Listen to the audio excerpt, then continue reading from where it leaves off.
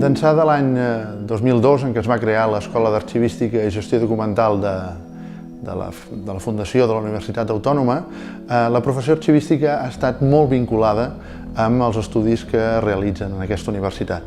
De fet, era necessari poder localitzar en un sol espai tot un seguit de coneixement que fins ara no havia tingut uns estudis concrets o uns estudis determinats a nivell de llicenciatura.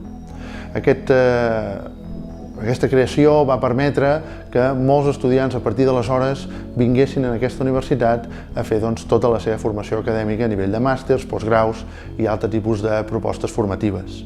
L'Associació d'Arxivers de Catalunya va ser un dels membres fundadors d'aquesta escola i per tant també ha creat aquest vincle necessari. Des d'aleshores, la utilització dels espais de la universitat perquè tot el coneixement arxivístic neixi pròpiament des d'aquí cada vegada és més intensiu. A nivell d'aules, a nivell d'auditoris, a nivell de diferents espais que existeixen i que ens permeten sobretot apostar per una cosa que és fonamental perquè la professió creixi i és fer venir coneixement de fora que habitualment no tenim aquí.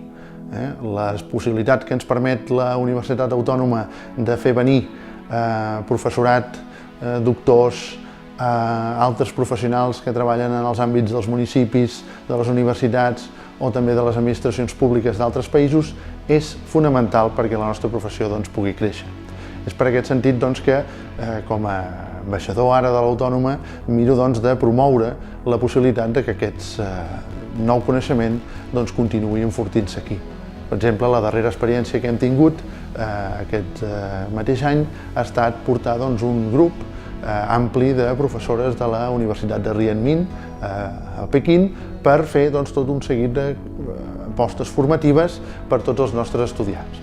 La sorpresa que van tenir totes aquestes professores va ser «Ostres, quina universitat més gran que teniu! No ens imaginàvem que a Catalunya hi haguessin campus tan extens i amb tantes possibilitats». Bé, és una demostració més de les possibilitats i l'enfortiment que ens permet tot plegat.